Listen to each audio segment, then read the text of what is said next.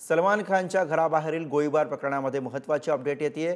दोन्ही आरोपींना मुंबईच्या गुन्हे शाखेकडून अटक करण्यात आली आहे। गुजरातच्या भुजमधनं दोन्ही आरोपींना अटक करण्यात आली आहे। मुंबई पोलिसांच्या 10 टीम या 5 राज्यांमध्ये या प्रकरणाचा तपास करत होत्या। मुंबई पोलिसांच्या क्राइम ब्रांचने ही मोठी कारवाई केलेली आहे। तर सलमान खानच्या घराबाहेर झालेल्या गोळीबार प्रकरणामधील 2 आरोपींना अटक करण्यात आलेली आहे। गुजरातच्या भुजमधनं या 2 आरोपींना अटक करण्यात आल्याची माहिती समोर येते। रिद्देश हातिम आपले प्रतिनिधी सध्या आपल्या सोबत आहेत, त्यांच्याकडून अधिकची माहिती घेऊयात। रिद्देश, क्राइम ब्रांचने केलेली ही कारवाई, 2 आरोपी या प्रकरणामध्ये अटक झालेले आहेत, त्यांच्याविषयीची काही माहिती कळू शकते?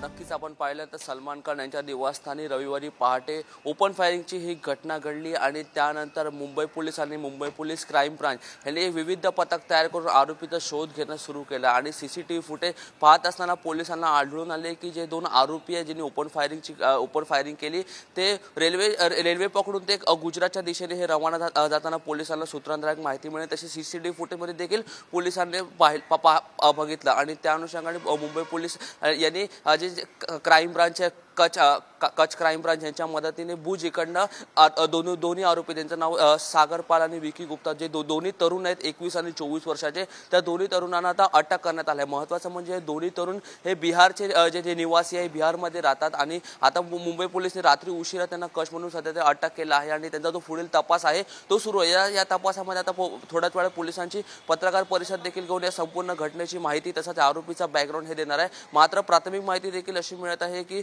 हे जे दोन्ही आरोपी ज्यांना अटक करण्यात आले ते बिहारचे रहिवासी दोन्ही तरुण आहेत आणि हे जे ह्यांचा जो बॅकग्राऊंड आहे ते लॉरेन्स बिश्नोई गँग संदर्भात आहे की लॉरेन्स बिश्नोई यांनी त्यांना सोर्स करून हे जे सलमान खान यांच्या घराच्या बाहेर फायरिंग करायला लावली आहे की त्यांनी स्वतःचं वर्चस्व बनवण्याकरता यांनी सलमान खान यांच्या घराच्या बाहेर फायरिंग केली आहे। सर्व संदर्भात पोलिसांचा जो तपास आहे तो सध्या तरी सुरू आहे।